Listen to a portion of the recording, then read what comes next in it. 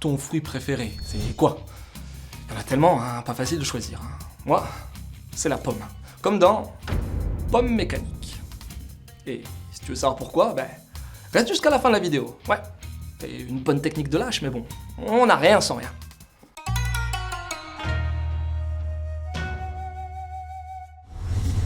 L'histoire. Bon, Pomme mécanique, c'est l'histoire principale constituant ce recueil. Oui, on va avoir Pomme mécanique et ses 60 pages, mais aussi 9 autres histoires, beaucoup plus courtes, dans les 20 à 30 pages. Elles ont toutes été créées par Tezuka Osamu de 68 à 73.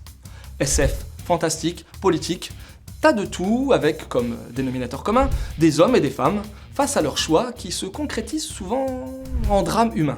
Ben ouais, faut bien qu'il y ait de l'intrigue, hein, tout de même. Tu veux des infos? Bon, on l'a déjà dit, mais comme deux couches valent mieux qu'une, Pomme mécanique, Tokei Jikake no Ringo, c'est un recueil de Tezuka compilant 10 histoires de 68 à 73 durant ce qu'on appelle le deuxième âge d'or de Tezuka, plus sombre. Alors si tu connais pas Tezuka, je vais pas pouvoir faire grand chose pour toi dans cette vidéo, mais sache que c'est simplement celui que quasi tous les mangaka surnomment Manga no Kami-sama, le dieu du manga. Il a cartonné de ouf en début de carrière dans un style Kodomo, avec Atom, Jungle Taitei ou encore Ribbon no Kishi, et il a progressivement changé de ton, plus dur et tragique, courant 70. Ici, c'est Fujimanga, des éditions Isan Manga, qui sort ce nouveau recueil dans sa collecte Osamu Tezuka's Dark Anthology Collection. Super stylé, avec sa cover noire et grise, un habillage très classieux, avec page noire, quelques bonus en début de volume, papier au top et signé. Comme d'hab, de la très bonne cave. Mon avis? Bah, j'adore Tezuka, surtout ses titres sombres. J'aime beaucoup le taf de Fujimanga, alors le combo des deux, tu te doutes que ça allait faire mouche pour moi. On va commencer par le petit truc que j'ai pas aimé dans cet ouvrage. C'est simplement le fait de l'appeler Pomme mécanique, alors qu'in fine, cette histoire, c'est juste 20% du bouquin. Et pire, c'est l'histoire que j'ai peut-être la moins appréciée. Elle parle d'un groupe terroriste qui tente de manipuler une ville via produits chimiques. Les autres, c'est de la perte de mémoire mystérieuse, de la vengeance par mise en cloque extraterrestre, de l'amitié alpinistique, ou encore d'un produit qui rend ultra violent. Alors, pourquoi j'ai moins aimé Pomme mécanique? Pour moi, Tezuka est sans doute l'un des narrateurs les plus puissants que la Terre ait jamais porté.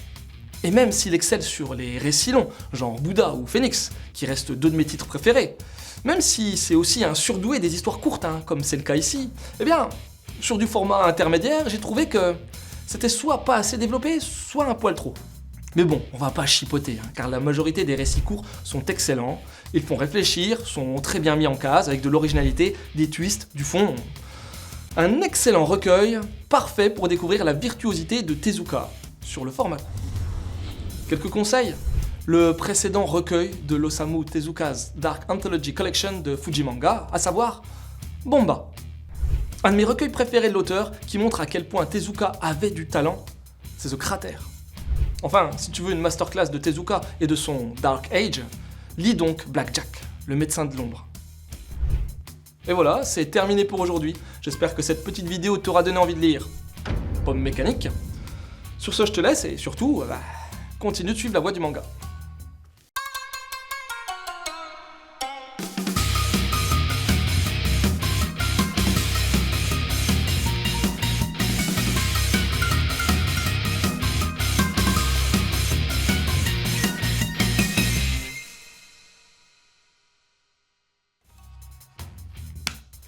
Ouais, alors, je t'ai pas dit, mais Pomme mécanique, hein.